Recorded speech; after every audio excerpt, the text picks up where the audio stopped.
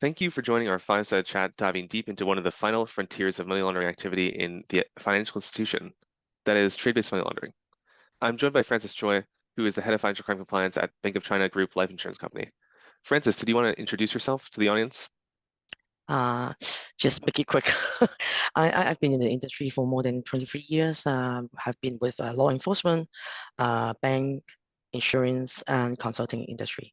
And now is with Bank of China Group Life company, the head of FCC, and then we have to handle all the AML matter and fraud and ABC. Yes, that's pretty much covered. Yes. Amazing. So I understand you've held a variety of roles in financial crime compliance across a number of FIs, touching upon risk assessment and touching upon other aspects of compliance assessment. Did you want to share with your audience your background and exposure to the trade-based money laundering set of problems, where this has come up in your career and your experiences to date, and how this problem has kind of affected you? Okay. It's interesting because I'm really love the topic about the trade-based money laundering because it's quite interesting. Because back to 20 years ago, actually nobody in the industry talking about money laundering. Most of the people deal with commercial crime and financial crime. They're very focused in fraud case, the deception case, some sort of other criminal charge on offense. That's not popular. That's a kind of a belief is we only use the money laundering offense on the case that we cannot find any other criminal elements to construct the whole charge. So we use the money laundering because there's a reason why. I believe all of us know that the money laundering, actually, we do not have to prove the actual case, what's happening. Just the people know or believe to deal with the crime process, then we can construct the case, that we can violate the case as a money laundering investigation. So that's quite interesting. And and then at that time, most of the related AML related charges is on the drug trafficking and human trafficking case. And that's we have because of the time constraint. If you allow me to talk about the history of that, I can use another 30 minutes to do that. So beside the drug trafficking and human trafficking, what's the touching point with this type of crime policy handling case related to the financial crime is because of the LC. Because at the time, in back to 1918 or 1990 time, 1990s, then most likely the people are dealing with the LC case. I'll just ask Dylan, do you know what's LC? Yes, letters of credit, right? Yes, because I think you're quite young of it. That's a very old-fashioned way to to make the trade happen. So we use the letter of credit.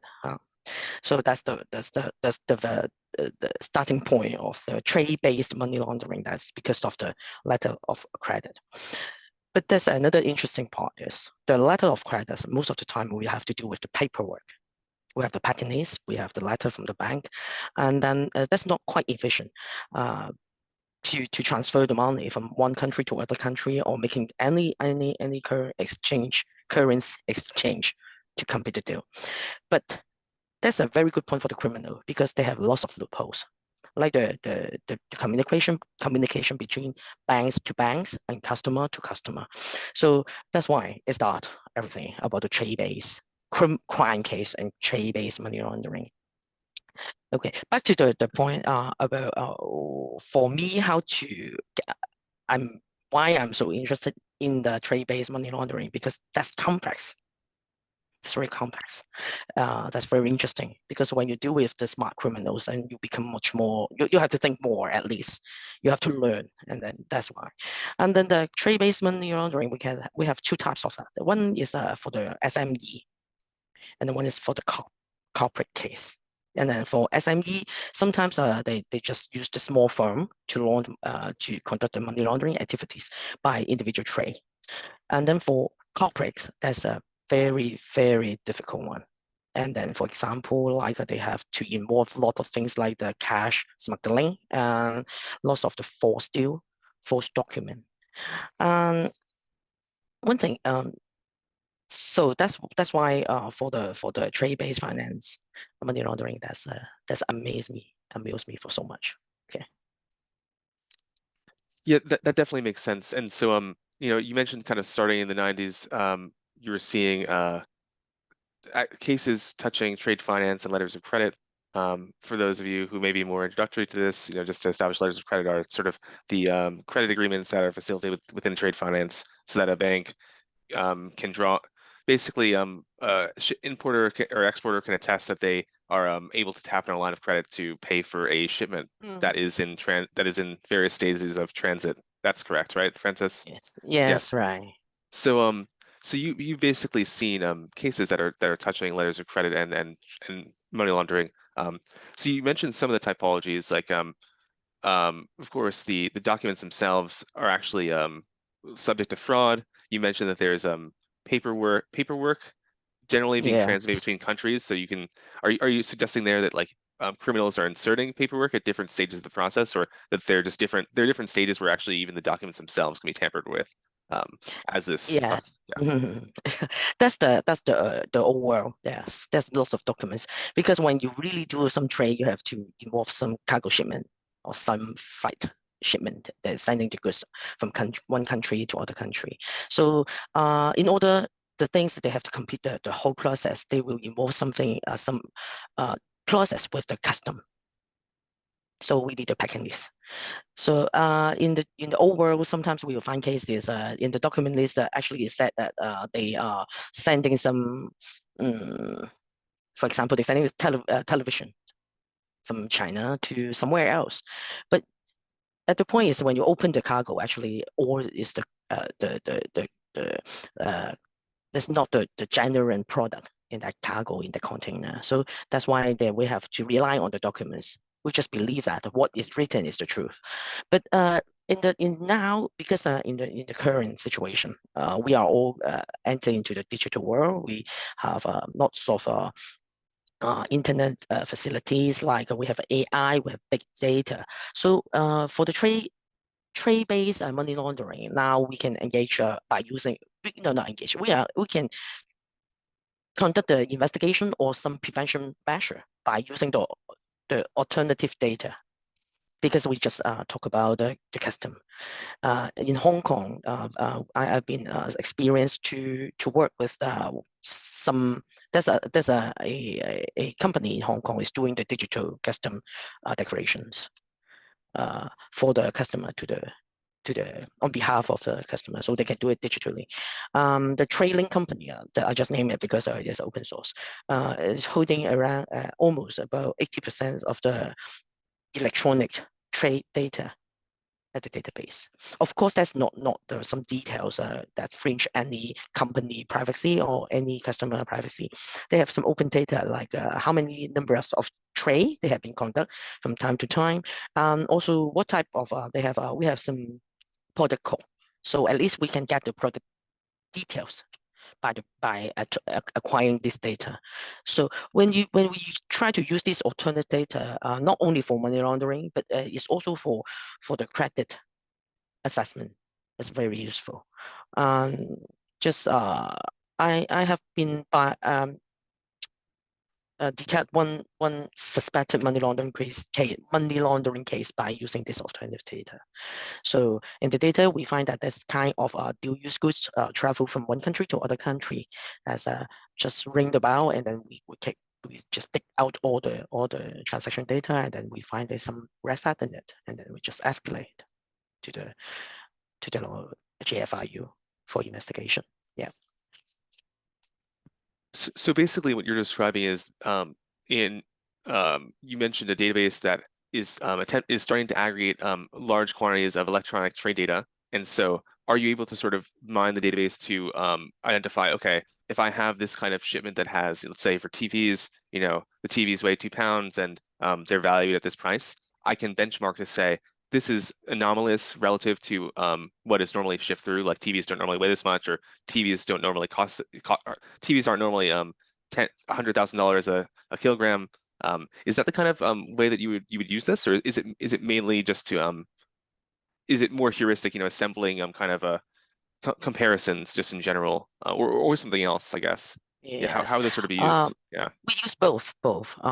Yeah, you're so smart. The first part is yes, we used to study all the materials to get the red flag and to spot the topologies of how the money laundering activities is going on.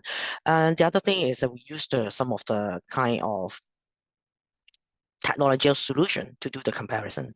For example, if you have a customer, they are called the same type of business, so they will automatically to do a comparison. So you will see the trend is different, and then you will get the effect. Just for example, that's a long time ago, I have a chance to deal with a case. It's talking about how to we receive lots of shipment requests and then the transactions requests from China to Africa selling Christmas tree. And then we just when we do the investigation, we find that there's so many Christmas tree in Africa. How many Christians are there? And and then the population, when you try to calculate, that's very interesting. And then find that almost the population is around 80% are Christian, and everybody have a Christmas tree at their home. That's not realistic. So we try to dig down the whole thing, and then we just find a case of it. But for money, just one takeaway about the trade-based money laundering. I think for most of the FCC colleagues or peers, then we find that it's very difficult to deal with trade-based money laundering because most of the time your company, the business will not support what you're doing. Because whatever, especially for some investment bank, if you try spot some suspicions related to your customer, seems like they have conduct some trade-based related uh, not very uh, abnormal activities.